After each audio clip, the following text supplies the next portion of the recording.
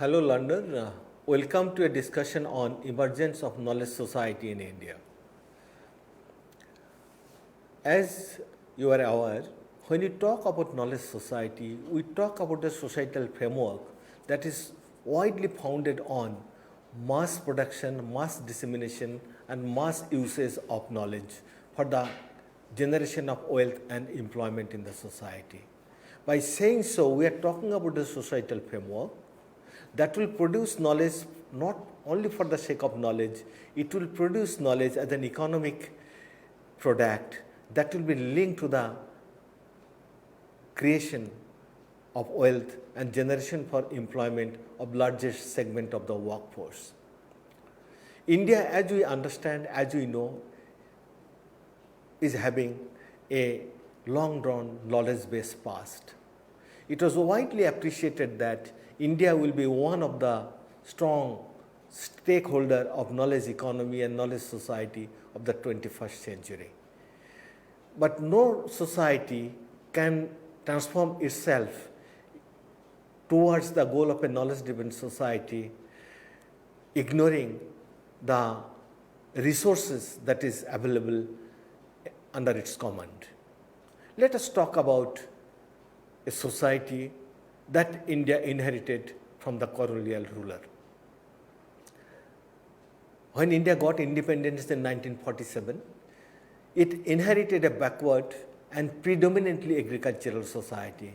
More than 90% of the people are dependent on the agriculture. The agriculture society was widely segregated in terms of landholding between the big landowners, the absentee landowners, and also intermediary category of the landowners on the one hand, and the small peasant, sharecroppers, tenant and agricultural laborers on the other. In this society also, India experienced the presence of a huge number of artisans and craftsmen. Gradually, with the prolonged policy of colonial rule, those artisans and craftsmen, they become unemployed, and a big number of them either migrated to the urban areas in search of employment and joined the army of agricultural labor force gradually. So what you find, an enormous process of downward mobility, a huge number of rural labor force before the attainment of India's independence. When India got independence, immediately after independence, India adopted an elaborate land reform policy. And that land reform policy widely talked about ceiling restriction on the land, number one. Number two, that is distribution of surplus wasted land among the landless poor. Number three, the tenurial security of the tenant, and it's also talked about land consolidation and grow more food, that is self-sufficiency in agriculture. India also adopted the policy of very quick industrialization starting from the first 5-year plan itself. It adopted elaborate industrial policy from 1952 onwards. Simultaneously, what India adopted a socialist pattern of society, that is, it talked about centralized planning, it talks about nationalization of the banks, and ultimately it founded the economic journey based on what we call the mixed economy. So what we found, three important things were taking place: centralized planning with the idea to have a mixed economy that will have the philosophy of capitalism on the one hand, socialism on the other. Also, it talked about fast and rapid industrialization, and simultaneously talked about agricultural modernization. Within that, what we found, that is, over a period of time, if we look into till 1980s, the industrial growth of India was not very significant enough.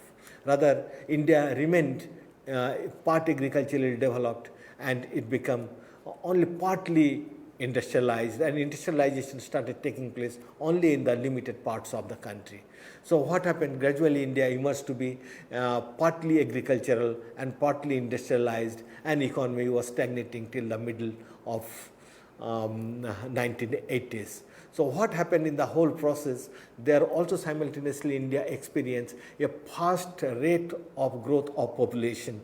So population became a huge liability, and those were widely reflected in the depleting resources, depleting of natural resources and of various categories in terms of land, the forest, water, and other varieties of the natural resources. With this whole growth, what India experienced in 2000, if we look into early 90s onward, that is when India got independence, it was having a landman ratio of 0.48 hectare per person. That is in 1951. Now in 2011, the landman ratio has declined to the extent of only 0.24 hectare per person.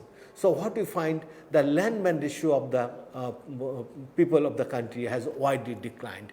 If we look into this landman ratio in terms of household landman ratio, when India got independence, the per household landholding was roughly around 2.5 hectare. 2.5 hectare. Now it has declined only to the extent of 0.40 hectare per family. So what we find, the enormous decline in the landman resources. Then we find there has also been increase in the rural unemployment. That is, if we look into 1980s, the rural unemployment rate was to the extent of 16%.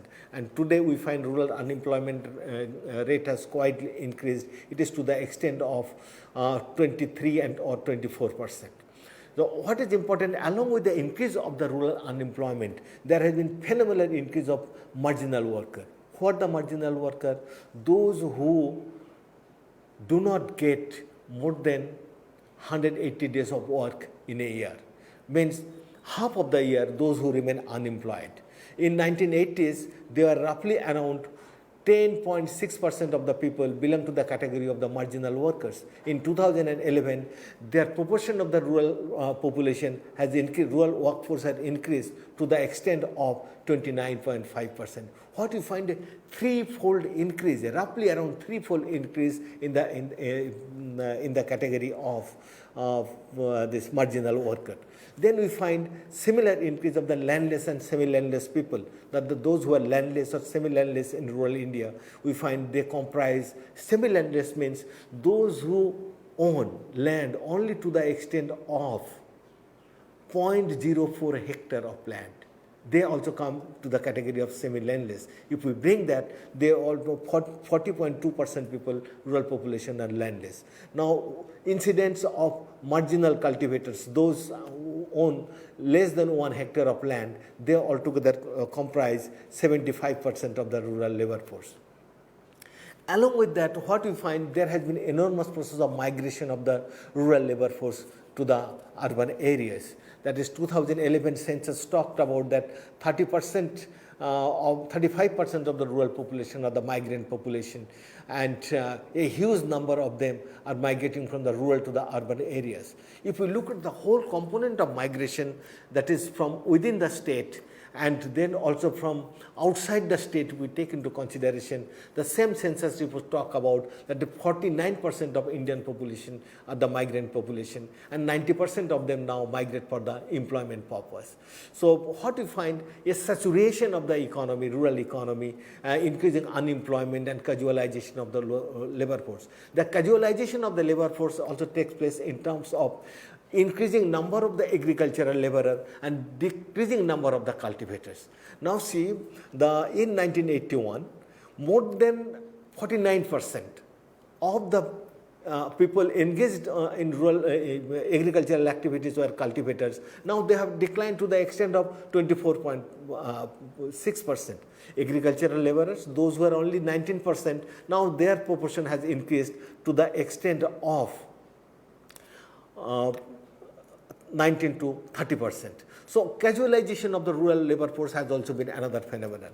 Now we find, along with this whole process, what has happened, there has been interpenetration of non-agricultural activities in the rural areas. Now it has increased from 1951, from 30%, now it is more than 45% of the rural population are engaged in the non-agricultural activities.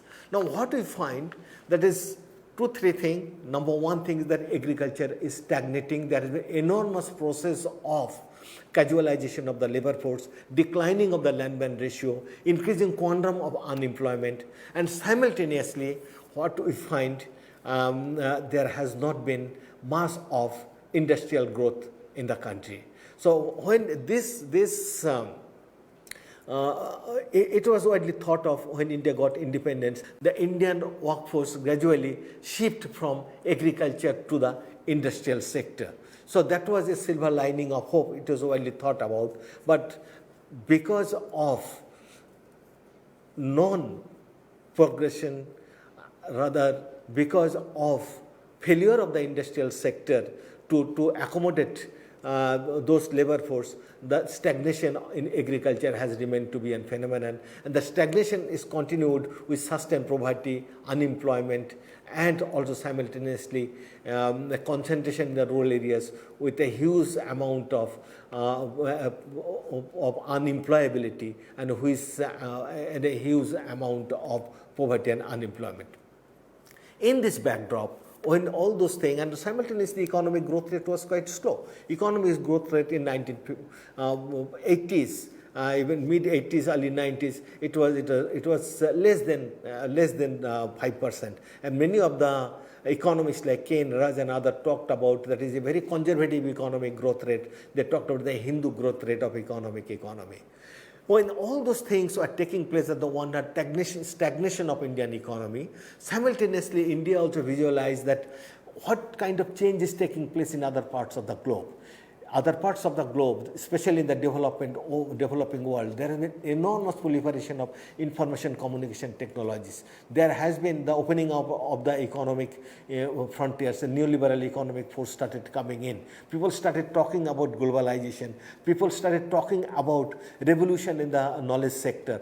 In the Knowledge Commission and also the Planning Commission of India widely talked about and emphasized that and categorically mentioned that India, that is, we miss the industrial revolution, but we should not miss the information and knowledge revolution.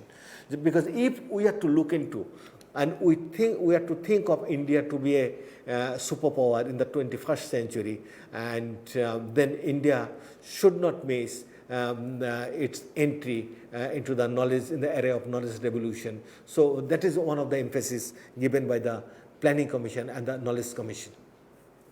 So by doing so, what we talked about, when it talked about in 2001, but the preparation started before that.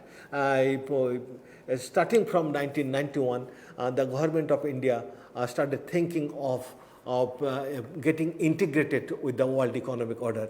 So it started shifting of economic arrangement. It accepted the structural adjustment program in 1990s. Means it widely accepted the path of economic neoliberalism, and it smoothened the process of direct investment, foreign direct investment, and in several sectors, including information and communication technologies, and enormous penetration of the private sector in education. Because when we are talking about knowledge economy and knowledge society, what is quite important is that knowledge society, it should have enormous trained and educated manpower. And they should be the flag bearer of a knowledge economy. That is one. Number two, it should have the capability of a trade that will go across the board, and also simultaneously it will have enormous command over the information and communication technologies. If we look into today now, starting from because that opening up of the Indian economy that started from 1991. Now, what kind of shift Indian economy has got, especially in the education sector and also in the IT sector? Because what kind of infrastructure we have got for the to welcome, to usher the era of knowledge economy in Indian society. When we got independence, quite important is that number of the universities in India was less than 100. Now in India we are having 914 universities and more than 45,000 colleges. and this is a huge number of expansion of the infrastructure of the educational arrangement in the country, especially of the higher education. Now, what you find, the GER, when India got independent, GER, gross enrollment ratio in the higher education, was only to the extent of 4%. Now, more than 28% people go to the doorstep of higher education. The GER in the higher education has increased. So also GER in secondary education. It has, now it is more than 70% of the student population belonging to that age group go to the secondary education. Now, earlier we had only one framework of education, that the conventional higher educational arrangement. Now we are having the multifaceted higher educational arrangement, that is along with the regular system. We are having the open distance learning system. We are having the blended educational learning system. India is also having the MOOCs, the borderless education, and simultaneously we find the enormous proliferation of private investment in education. When we are talking about the private investment in education, putting everything together, if we look into the whole number of the universities and the colleges in the country, it is important to mention that more than 2/3 of the university and higher education pass out now, they come from the private educational arrangement in the country. So private education is playing a huge role to provide the space, to enhance the space, to smoothen the space for educational expansion in the country. Simultaneously, we find that there is enormous proliferation of the internet in the country. In 1991, it is perhaps, it was negligible. It is 0.01% of the population having access over internet. Now it is more than 54% of Indian population having access over internet, 92% of the population having access over mobile phone. So what we find, that there has been enormous proliferation of the infrastructure for education, enormous proliferation of the educational institution, also enormous proliferation of the information and communication technologies. Now, along with that, what we find, India has enormous young population in its whole population composition, population structure. That is, we are having high concentration of the youth population in the population. 65% of this population belong to the age group of below 35 years of age. So what we find, there has been a high concentration of the young population in the population structure. Now, what we find, that is, education has increased, higher education has increased, educational institution has increased, and also we find simultaneously there has been expansion of the infrastructure for information and communication technologies, increasing access. Now, and also a neoliberal economic framework. What is ideally required, that is already available. Now, let us see what kind of transition our economy is going, and that is the fact we have to reckon with. That is how our economy is gradually shifting. As we told in the earlier part, that is, our Landman ratio has declined. When the Landman ratio has declined, we also talked about, that is, work participation, simultaneously it will decline to agriculture. In the period between 1971 and 2012 and 13, if we take a comparative picture, we find that that is 72.5% of total labor force was involved in agriculture in India. Now 2012 and 13, it is 48.9% now involved in agriculture. If we look into GDP, I mean, what is shift? A huge kind of a shift. It has shifted from 62% to 13%. The contribution of agriculture to GDP has sharply declined.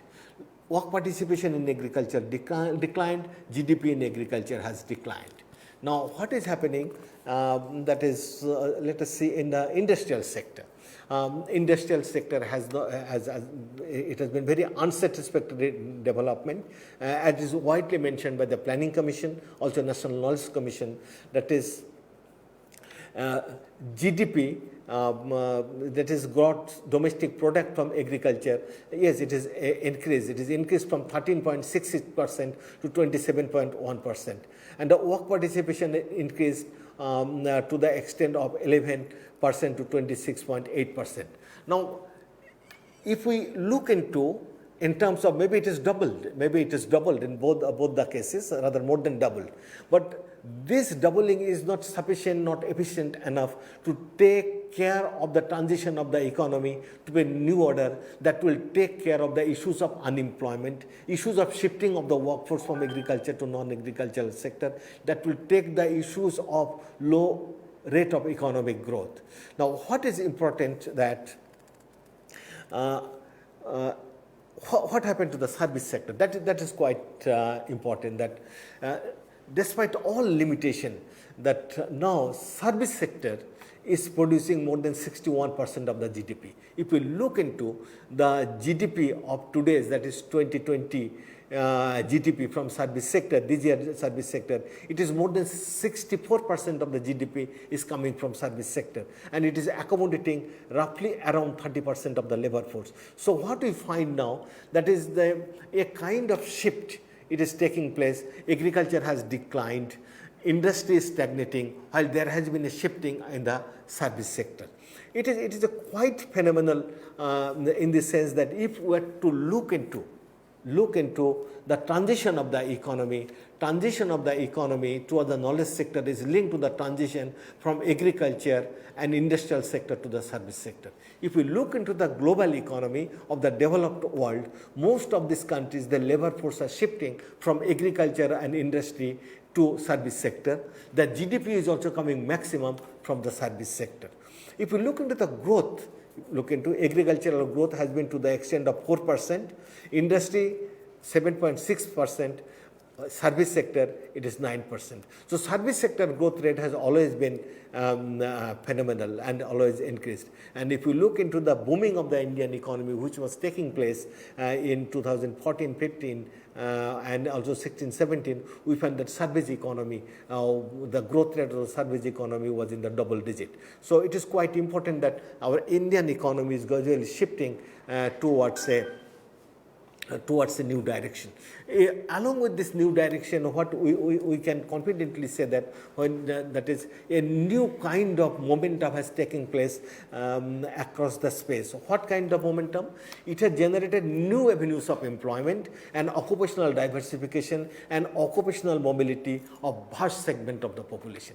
Because what we find, our rate of GDP, our gross enrollment ratio in the higher education has increased. When it has increased, obviously there will be more and more occupational diversification. They will need more avenues of employment. So we find there are the new avenues of employment, occupational diversification, and also occupational mobility of vast section of the population across the space.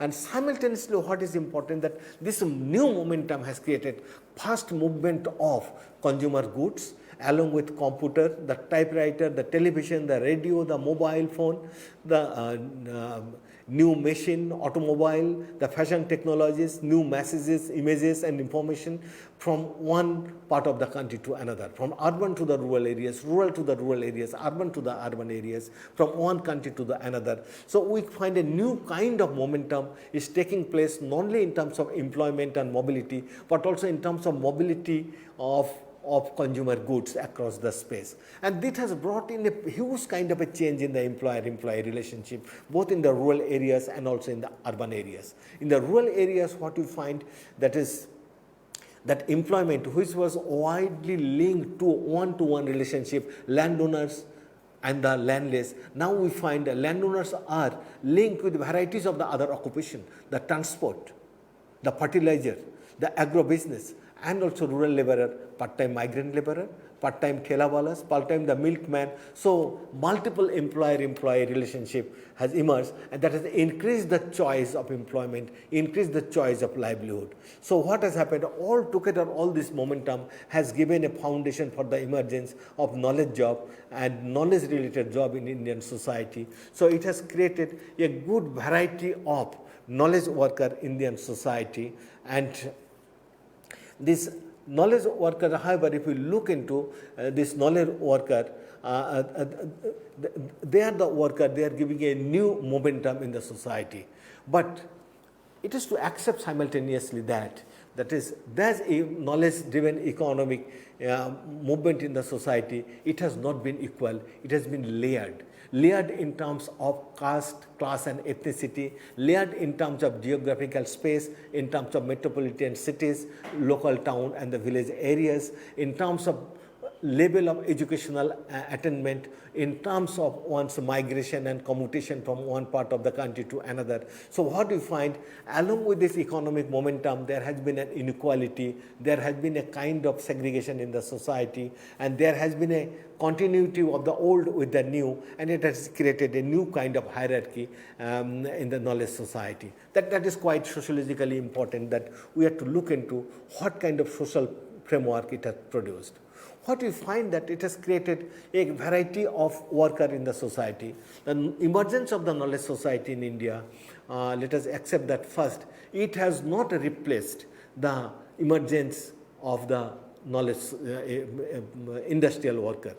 Simultaneously, it has not replaced the agrarian worker. So what we find, a knowledge society has emerged from within the coexistence of the rudimentary development of industrialization and also segregated, saturated agrarian society across the country. Now let us, by saturation we means in terms of burden of unemployment, in terms of existence of poverty, in terms of huge quantum of migration from the rural to the other rural or urban areas of the country. Now, what kind of new hierarchy is created by the emergence of new momentum as pushed in motion by the knowledge society? We find at the helm of all affairs, we are having the core knowledge workers. It is not possible in this short time to list all those workers. We have given some of the names. This is not exhaustive, only indicative. We find the host of jobs are identified to be the knowledge job. Those are directly linked to the job of a teacher, researcher, bank manager, professional engaged in IT, in the banking sector, in the retail services, in the media, in the business processing, software, hardworking, engineers, the doctors, the entrepreneurs, the health worker, the estate insurance agent, the typist, the computer operators, the agricultural extension officer, the health workers. They must be they are dealing with the knowledge. They are dealing with the mental capability, because a knowledge worker is founded on the cultivation of the mind. That cultivation of the mind is more the cultivation of the mind, more is the mobility, and more is the possibility of getting a place in the upper echelon of the knowledge society to live in the category of the knowledge workers. Just linked to that, and what is important, that they experience a high degree of mobility in the knowledge society. At the second, quote to the close, they are not the core worker, they are linked to the close. They are also having the high degree of flexibility and a high amount of transition and mobility. And they are the people, they are also in a position to make more choices.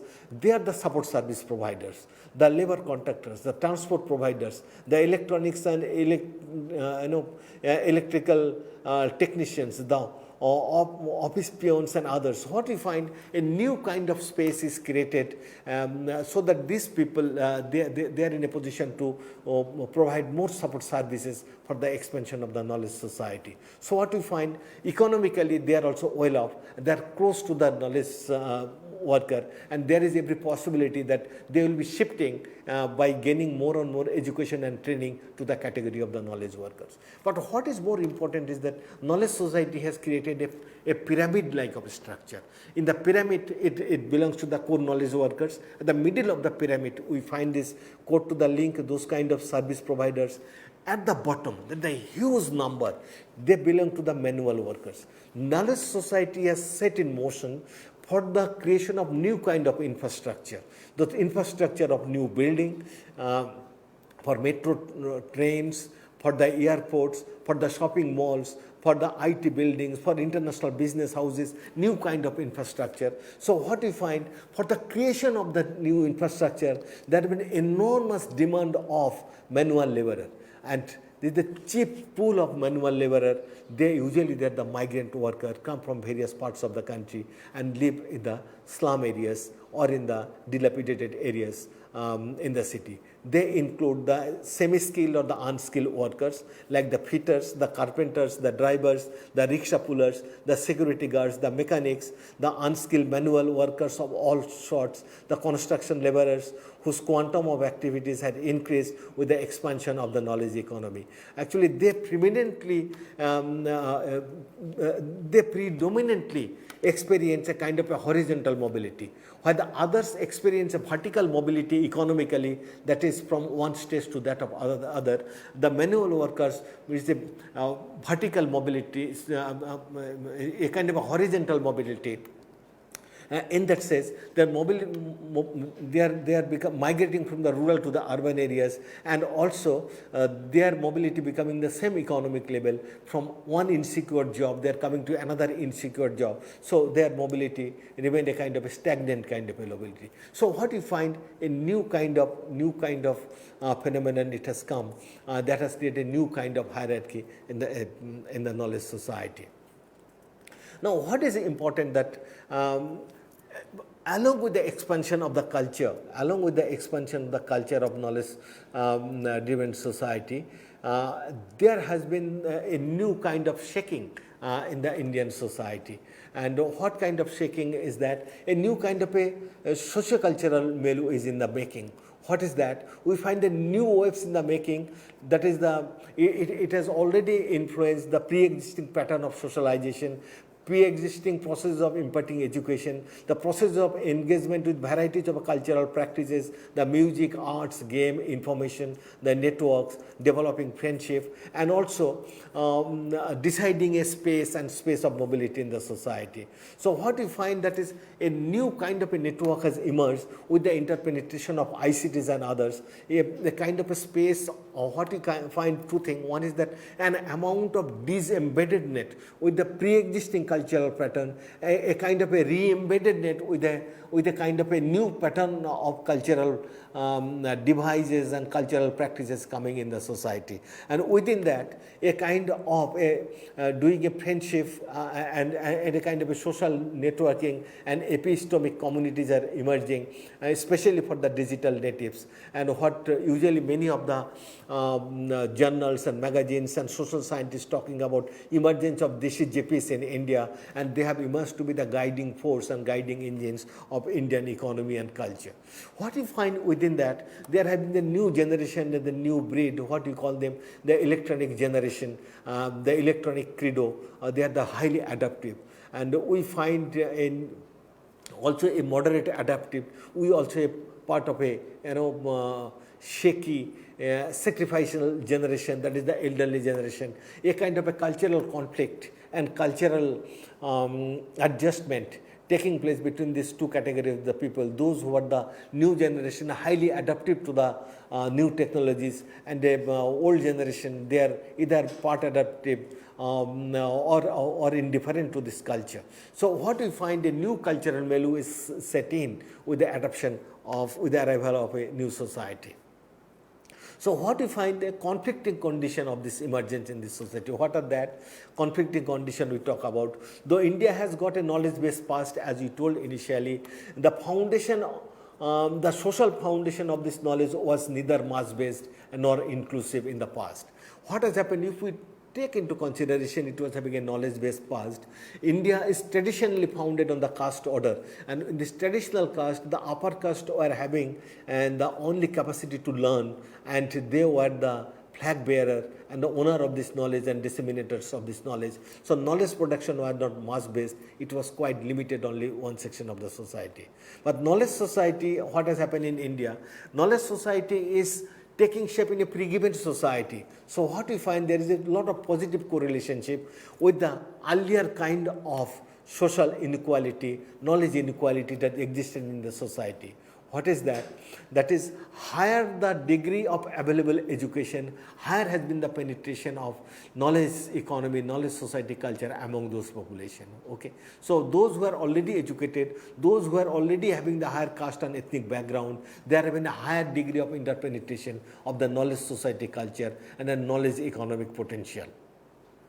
Now, it is it has been widely conditioned by what you find, that is conditioned by the high volume of swinging between swinging socially between tradition and modernity, culturally between globalization and modernization. Since the caste values, ethnic values and the traditional values continues, so what we find, there has been a swing, because the caste factor and also ethnic factor getting influenced with the influence of modernity, with the influence of globalization. So what we find, a kind of contradiction between the tradition and modernity continues in Indian society. And within that, what we find, that Indian society has emerged to be, part agrarian, part industrial and part knowledge based. Because till now 48% of the labor force are engaged in the agricultural sector. Around 68% of the people rule in the rural areas or in the agrarian economy. So what we find, Indian society has remained to be part agrarian. It has been part industrialized, because around 25% of the labor force dependent on industrial sector. Let us come to the around 30% of the labor force in the knowledge sector, and also but giving a huge kind of productivity, more than 60% of this, 62% of the GDP.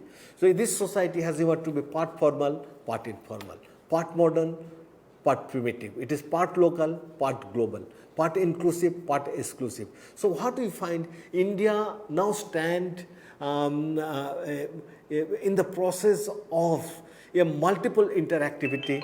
This multiple interactivity has produced a varieties of social interaction, and that is redefining our social relationship in the society. So what we find, these multiple identities in our society, that is also creating a culture of new kind of a protest, new kind of legitimizing, new kind of passivity in the society. But those within that, what we find, this society creating a new kind of identity that is getting consolidated on the one hand, and also getting simultaneously deconsolidated on the other.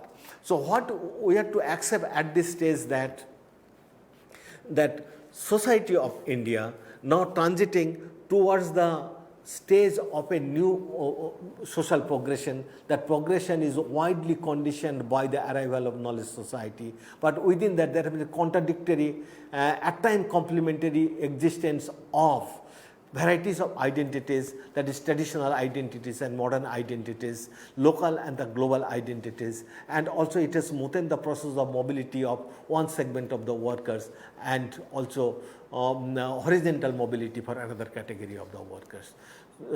So this is the phenomenon for the emergence of knowledge society in India. Let us just have a quick recap what we have talked in this lecture. We have talked about that India is having a knowledge-based past, but its knowledge progression was not that fast as it is to be as per the parameters for the emergence of a knowledge society. However, in recent past, India has developed all the paraphernalia, all the infrastructural arrangement and that manpower to have a quick shift towards the knowledge-driven economy. And in terms of the indicators of knowledge-driven economy, India is having all potential in terms of high rate of educational expansion, high rate of penetration of ICT, enormous process of neoliberal economic globalization. India stands today in the threshold of a knowledge-driven economy. Thank you very much for being with us. Thanks for listening to this lecture.